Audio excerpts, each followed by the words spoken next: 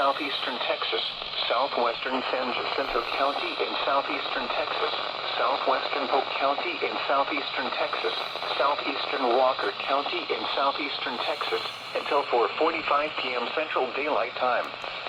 At 4:17 p.m. Central Daylight Time, a severe thunderstorm was located 9 miles southeast of New Waverly, Oregon, 9 miles northeast of Willis, moving north at 15 miles per hour. Hazard, 60 miles per hour wind gusts and quarter-size hail. Source, radar indicated. Impact, hail damage to vehicles is expected. Expect wind damage to roofs, siding, and trees. Locations impacted include Evergreen and Oakhurst. For your protection, move